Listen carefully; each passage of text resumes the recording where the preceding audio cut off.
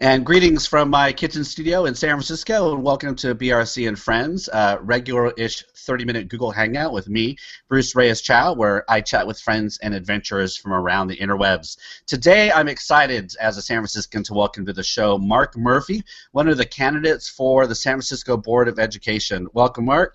Hey, Bruce, how are you this morning? Good, good. Mark is a 23-year San Franciscan driven by a singular passion to ensure educational success for all our children. He currently serves as the co-chair of the Public Education Enrichment Fund, but some of us know that as Prop H. He's on the Community Advisory Committee, and prior to joining the PEEF Community Advisory Committee, Mark served for 5 years on San Francisco's Human Rights Commission's LGBT Advisory Committee.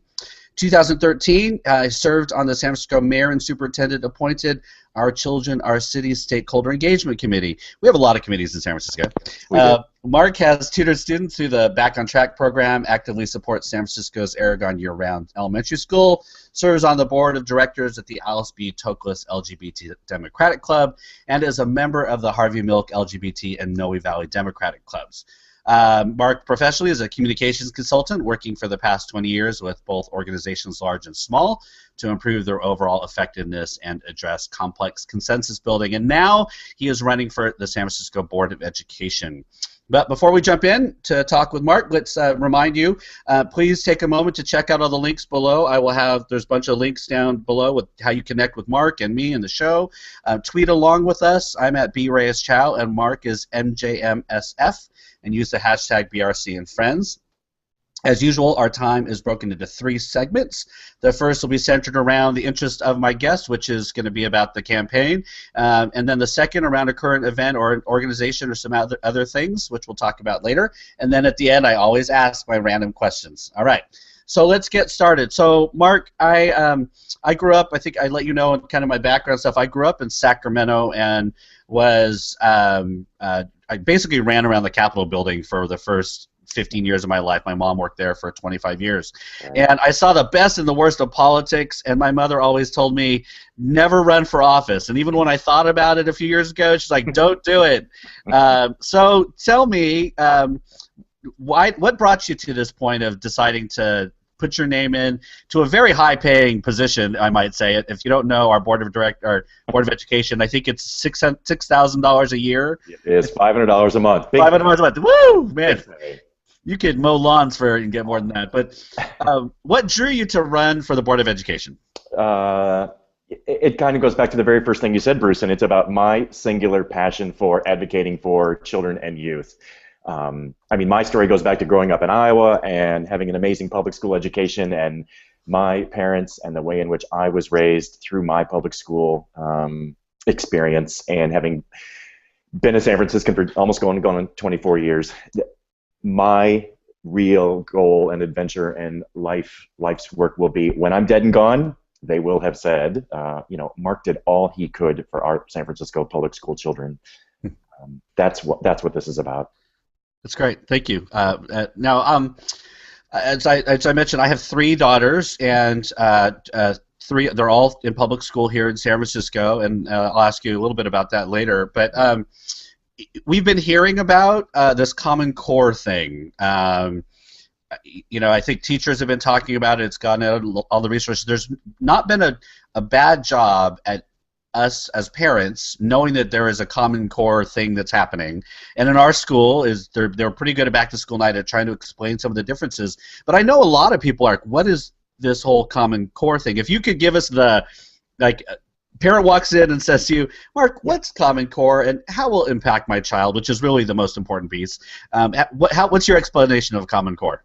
My 30,000-foot explanation is, so Common Core is a new set of standards that our educators will be teaching for our children to learn. And then going a little bit further and a little bit deeper, to be really clear, these are not federal standards. Many people confuse that this is not a White House or a federal government implemented program, et cetera, et cetera. These standards came from the development of a number of organizations, including teachers' unions, parents, yes, some nonprofit folks who have a lot of money, including the Gates Foundation, but educators were at the table. And these standards, it's not curriculum. Again, just to be really clear, it's not curriculum. It's just standards by which our children are going to learn. I'm very familiar with the Common Core standards. My husband is a 16-year elementary school teacher here in the district, and he has been preparing for a little over 2.5 years for the math portion specifically. Okay, I will say our math teacher at our school she was thrilled that there was kind of, now we're starting this, and she said it kind of became more in line with how she thinks things should be taught anyway. And there's certainly some bumps along the roads that we've experienced at our school, but I think our school's one of the more requested schools in the city, and so there's a lot of parent involvement, and so I think we're willing to work back and forth with our teachers. But I know that in some schools that parent involvement doesn't happen. There isn't a lot of a community engagement with the school teachers, and I'm not one that puts fault on anyone, but how do you think our schools can have healthier, if not more or better, involvement with parents and community, and just a more holistic experience of our public education? Sure.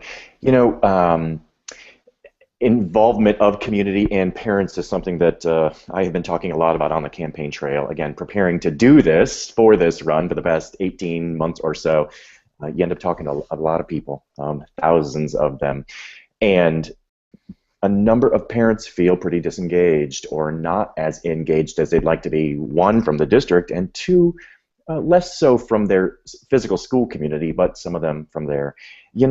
My approach to engaging communities, engaging schools, engaging people who want to be involved is, if we're not meeting you today, Bruce, how is it that you want to be engaged? Mm-hmm. What works best for you in order to be engaged? I can't just push information over the fence and think, oh, Bruce will catch it. Right. That's crazy. So, it is complex. So please, let's be clear about that. But I think there need to be ways in which we open up a little bit more creativity about how it is that we communicate with communities, with parents, with people who, and frankly, we want to be engaged in our schools and in the district. Right. We found that one of the things that our school did was kind of redefine what does it mean, what does parent involvement mean, and I've always appreciated that in our school from the very beginning. It's like, it doesn't mean that you're on site one day a week, because you do not have that luxury and that privilege to be able to do that, and that if you can take a bunch of papers to your work and copy it, or if you can do this, like we just try to, whatever you can do, we tried. I've been really happy about our school engaging, because that just takes the breadth and the diversity of our school into account. So like I said, I have a sixth grader and an eighth grader and a senior. So we have this great breadth of experience now as a public school person.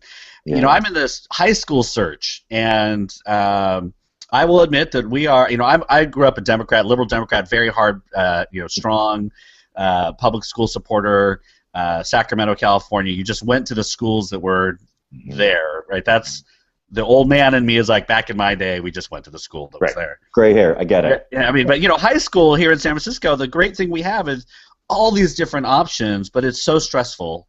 So what do you say to us parents who are going through this high school search? And we are looking at it. We're not looking at parochial, but we're looking at independent as well as public, and seeing what all of our options are. How do you help me as a parent not to be totally stressed about this, but also to, and I don't know, say convince me to buy public school, but just how do I navigate the very complex, diverse, which is wonderful aspect of high school in San Francisco these days? Sure. But your question is sort of the big around school assignment as well. So yeah, sure. You can go there if you want. Well, because it is in no small way.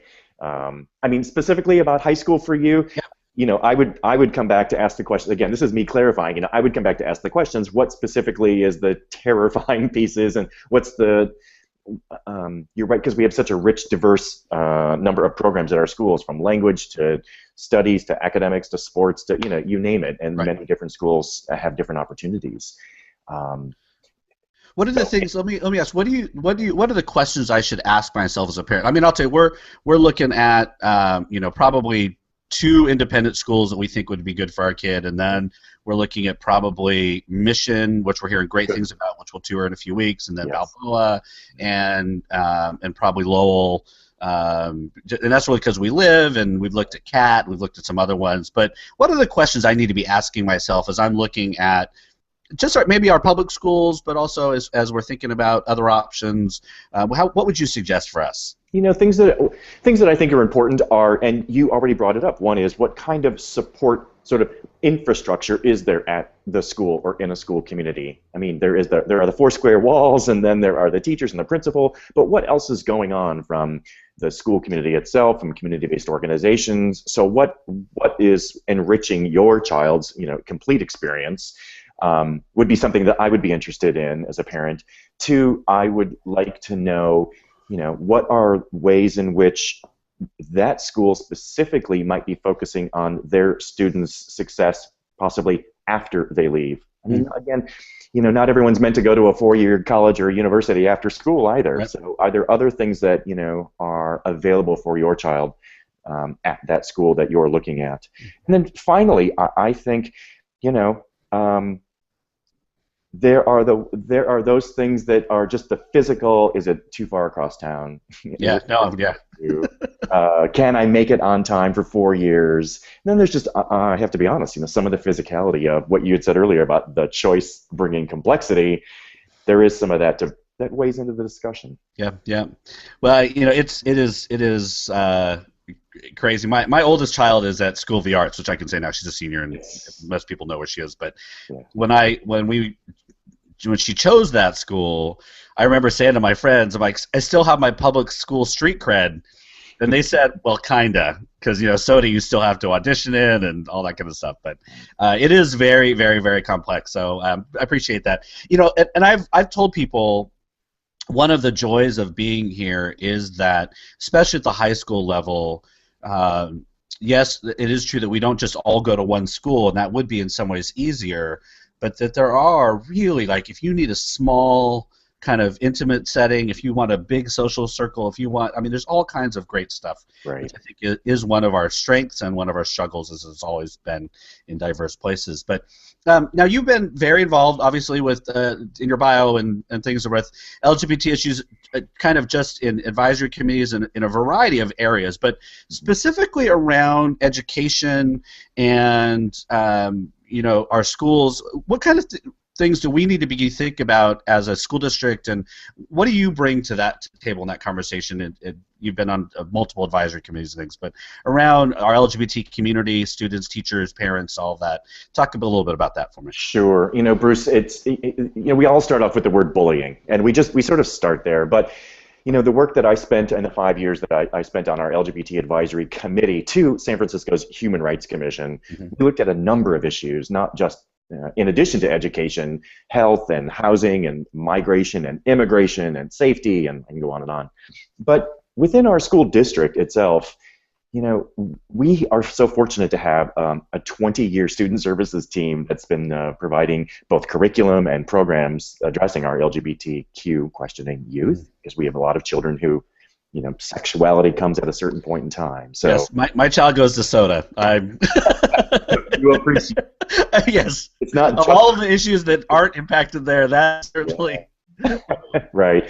And so we have a number of great, policies in place, and I actually worked with the school board about 3 years ago in writing and then passing a resolution for sort of continued oversight and protections for our LGBTQ youth.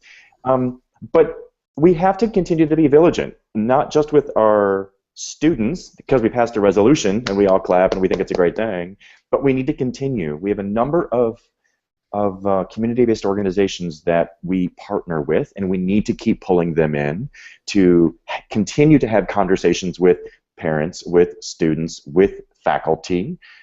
We need to continue to have conversations with people who are directly impacting our children on school sites, in school communities, because you said it, while we live in big, great, liberal San Francisco, there are still plenty of, hate speech and intolerance in small corners and parts of our city that exist. And, teenagers are teenagers. Enough said. Teenagers are teenagers. And so, just that's so gay. Yeah. Queer, things that we do as kids and don't sort of think twice about it. They're really impactful. So we, as a district, again, do great work, but we need to continue to be advocating and pulling together our community-based organizations that really support us in such a great way today.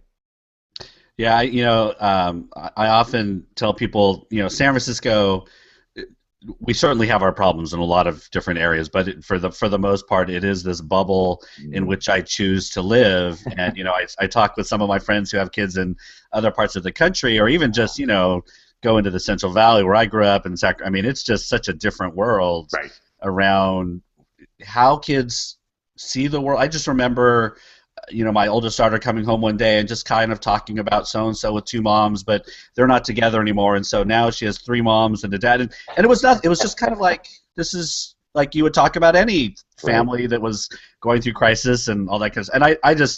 And I just love that about the atmosphere that is at our school and overall the district. But I think you're right. We just keep being diligent because we all got to keep learning with every generation. So and just to finish on that thought, and it is great to see so many of my nieces and nephews, and unfortunately their children.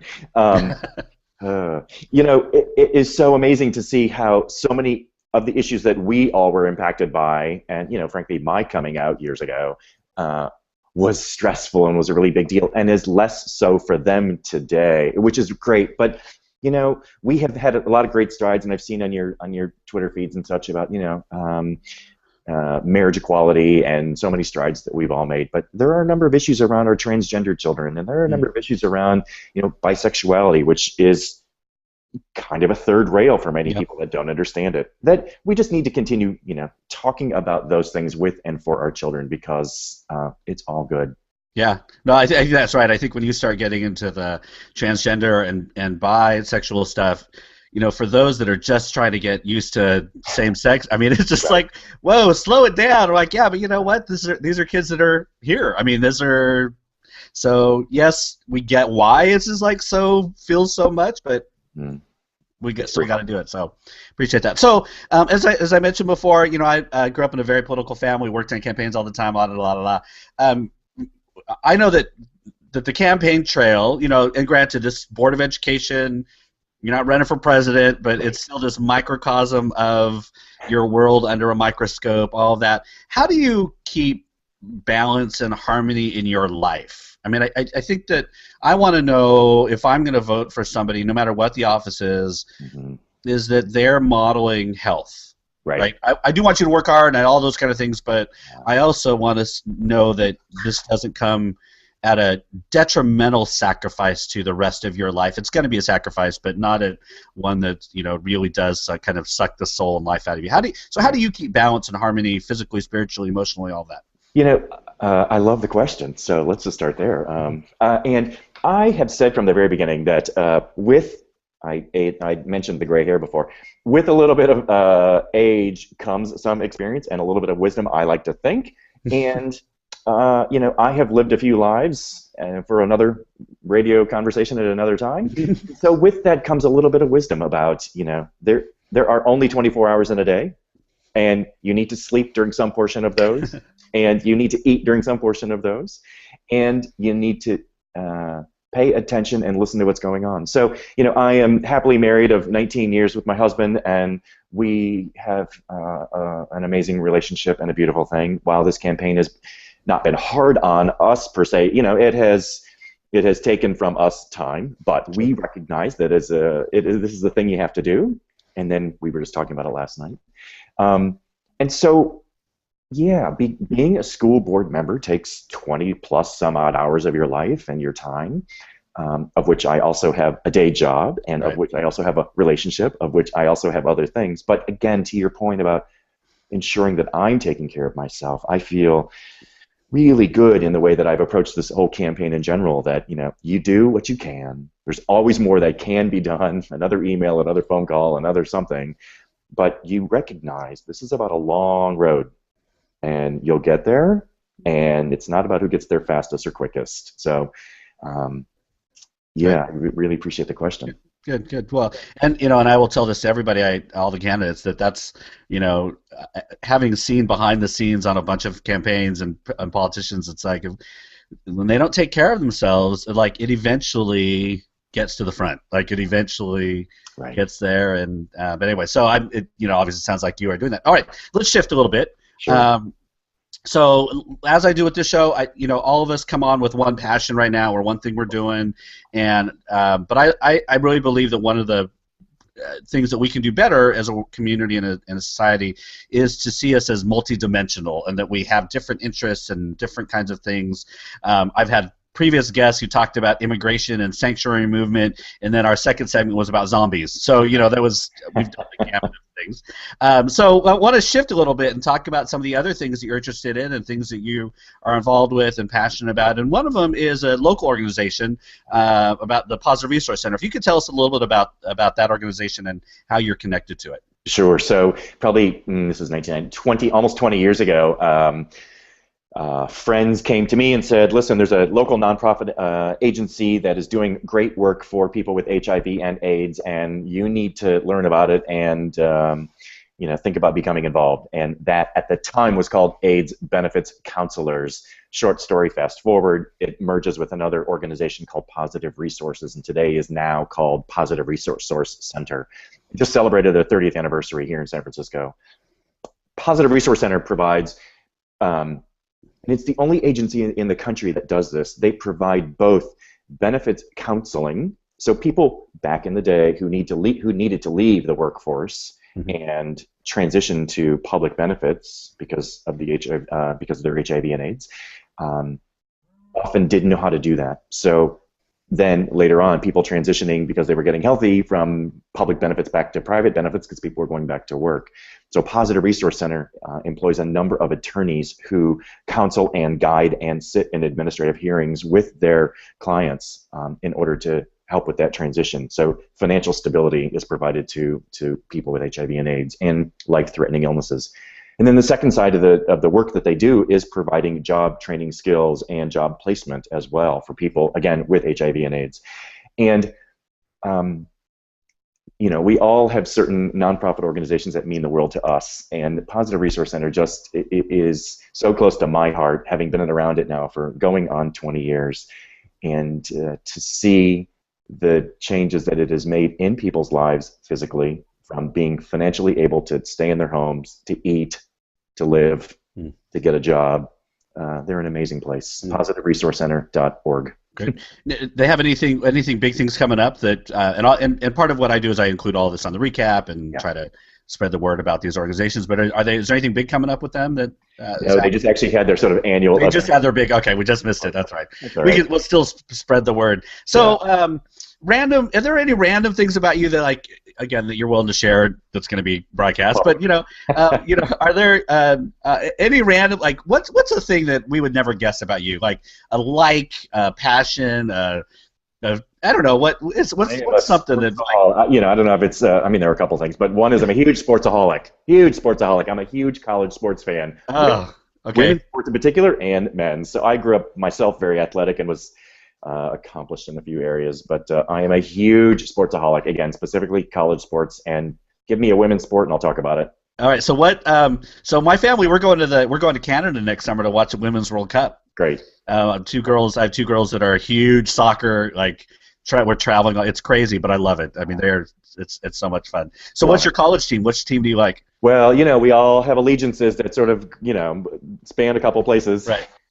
So I went to Creighton University in Omaha. So the Blue Jays have a great men's soccer program. Okay. And last year had the college basketball player of the year in Doug McDermott. So that's the team I follow. I grew up in Iowa, so follow the Iowa Hawkeyes, and then went to school in Nebraska, so I follow a few Husker sports as well. Yeah, I'm a California kid, so we don't care about college sports. I'm like, I went to San Francisco State. We don't even have a football team anymore. So, Right. all right. So we're almost done with our time. These good things go really fast. So we're going to move to the third segment, Sure. which is again, I will ask Mark. I'll ask you 4 questions, and then at the end, I'll give you a chance. If there's another organization you want to plug, we'll kind of put that out. But so as I told Mark before, you get to answer these with one answer or with no explanation, or however you want to handle it. All right. So here we go. First question is, what was your first concert? Probably Depeche Mode in Omaha, I think. I just think about that. I don't go to many concerts and haven't all my life. Maybe Depeche Mode in Omaha back in the late 80s.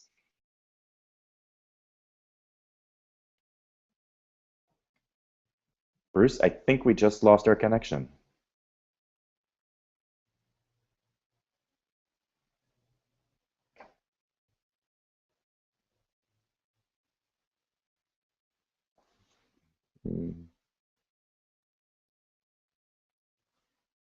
We got through most of it, most of the show. I'm back with you. Are you back? Okay, good. Yeah. Okay, there you go. All right. So Depeche Mode, late 80s. Depeche Mode. Nice. Mine was Wham. So, or anyway. Okay, smell or sound that reminds you of your childhood? Farm manure. There you go. You asked. That's okay. What was your first or your worst job?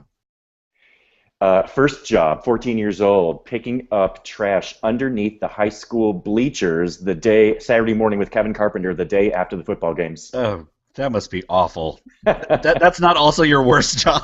No, there was another worse, but that was my first. We'll save that one. All right, tourists is coming to San Francisco. They call you up and say, hey, what are 3 things that I have to do while I'm here? 1, Alcatraz tour.